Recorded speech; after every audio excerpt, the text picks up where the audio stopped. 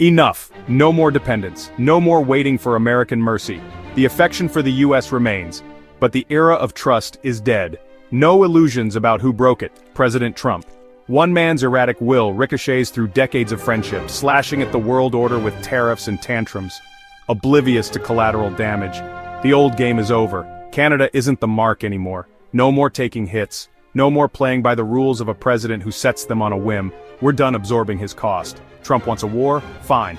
Canada answers with cold calculation. When Washington drops another trade bomb, Ottawa's response is swift, precise, punishing. No panic, no drama, just retaliation, twice as hard. While Trump flips pages and shreds alliances for applause, Mark Carney builds methodically, quietly, relentlessly. Canada's shield grows thicker, rules sharpen. The measures are not symbolic, they're engineered for endurance. Steel tariffs, just the start. Every action crafted to give Canada the strategic space to outlast, outmaneuver madness masquerading as foreign policy. The difference is stark. Trump tears down. Carney constructs. Under Carney, Canada acts not from ego but with the discipline of a commander under siege, focused on protection, patience, purpose. No more naive hope for fairness, just clear-eyed realism. Negotiating with Trump isn't negotiation, it's bare-knuckle survival. Listen to the rhetoric from Washington: letters, threats, one-sided deals, masquerading as contracts. Trump doesn't negotiate, he issues ultimatums, expects gratitude for the pain. He mistakes bullying for leadership. He calls it strategy. It's not. Canada sees through the performance. Under Carney, Ottawa doesn't flinch. When pushed to the wall, Canada answers back, hard, smart, silent. Pressed on deadlines, Carney won't budge. False ultimatums and media stunts don't move him. This is not about scoring points for a headline. It's about buying time for Canadian industries to fortify, for workers to prepare. No flash, no show. Carney's approach is methodical, unwavering. No surrender deals just to appease a White House living from one outburst to the next. Every escalated tariff from Trump is met with steelier resolve. The retaliation isn't just numbers on a spreadsheet, it's a lifeline for real people. Steelworkers in Hamilton, families in Windsor, manufacturers blindsided by chaos. Carney's government responds by propping up sectors, cushioning blows, and sending a message: you're not alone in this fight. Trump's America worships chaos, thrives in uncertainty. Carney deals in systems, safety nets, stability. Ottawa moves without panic, refusing to be blown off course. Canadian policy under Carney thinks in decades, not daily poll numbers, focused, sober, unswayed by Twitter storms. Meanwhile, U.S. officials insist a deal is done when a letter is sent. Canada is expected to accept, sign, smile, and say, "Thank you for the new punishment." But Canada refuses to play the victim. Under Carney's leadership, the government makes it clear, this isn't a game. Ottawa is mobilizing, not just for today, but for the next generation. August 1st looms. Tariffs threaten to balloon by the week. But in the halls of power, there's no desperation. Canadian strategy is built for attrition, not surrender.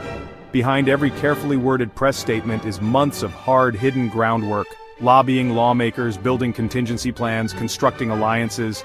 This isn't about outspinning chaos, it's about outlasting it. Trump's hand is visible: disrupt, destabilize, drag down, then demand applause. Carney's hand is hidden, working, building, drawing on a different kind of grit. No shouts, no tweets, just results. The headlines will call it a trade war. But for Ottawa, it's self-defense. Mark Carney won't risk the future to end the agony of now. He won't sacrifice long-term strength for a short-term handshake. Where Trump's every move is performance, Carney's is preparation. Canada is no longer the bystander or the victim. It's a counterpuncher. And under Carney, every punch is calculated, precise, deliberate. Where Trump sees a stage, Carney sees a battlefield. And he's determined not just to survive, but to ensure Canada emerges stronger, steelier, and unbroken. While Trump wields tariffs like blunt weapons, Carney orchestrates a symphony of resilience and resolve.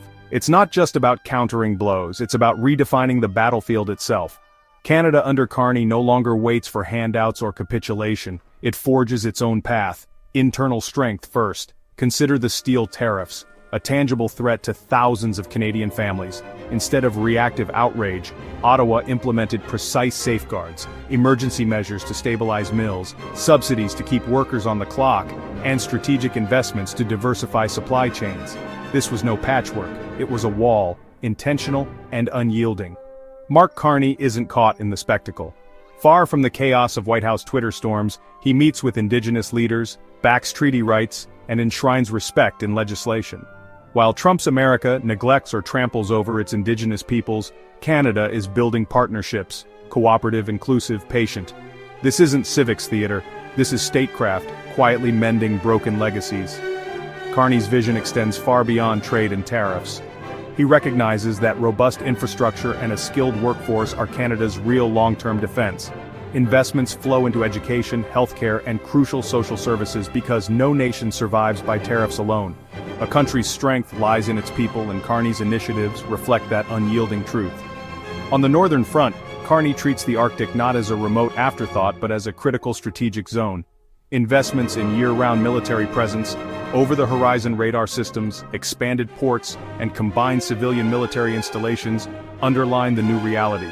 Canada must stand ready to defend sovereignty across every front. These are not empty promises, they mark a deliberate pivot to preparedness and strategic depth. This contrast between Trump and Carney couldn't be clearer. Where the former gambles with alliances, pokes adversaries, and tweets grandiose boasts, the latter quietly strengthens alliances, plans strategically, and secures the future. It's the difference between a tantrum and a tactic, between recklessness and responsibility. Fear and uncertainty may dominate Detroit assembly lines and Ottawa boardrooms alike, but Carney's steady hand guides Canada through the turbulence. He refuses to let Canadian livelihoods be collateral damage in a White House drama. Instead, he builds frameworks, financial, diplomatic, infrastructural, that outlast headlines. Canadians feel the emotional roller coaster viscerally. Trust in Carney is strong but cautious. Half believe in his capacity to deliver a fair deal, half possess bated breath awaiting resolution. Yet even the skeptics recognize one undeniable fact.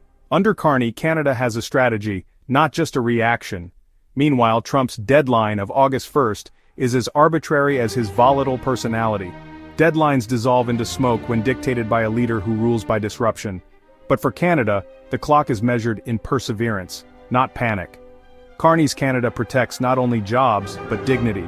He champions fair partnerships over transactional threats, defense over demagoguery, long-term vision over short-term spectacle. The legacy he builds is already clear: a nation that refused to buckle, that rallied its people, and that chose pragmatism over pandemonium. This battle isn't over, but Canada's response to Trump's trade war tantrums has rewritten the script. It's a story not of victimhood, but of vigilant strength and deliberate leadership. Mark Carney hasn't just defended a country's economy, he's defended its very soul. And history will remember who fought with purpose, and who merely played the crowd.